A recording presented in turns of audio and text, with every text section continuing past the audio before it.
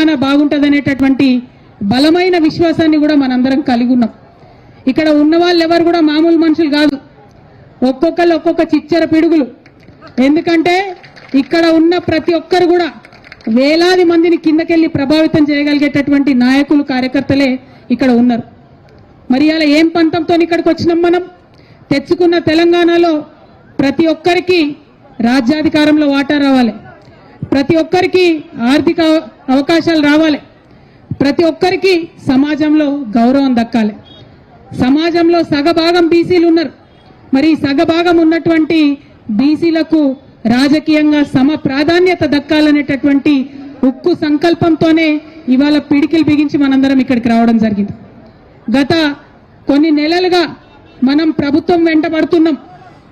మీరు కామారెడ్డి డిక్లరేషన్లో చెప్పినట్టుగా పాటించాలే, బీసీలకు న్యాయం చేయాలని కోరుతా ఉన్నాం.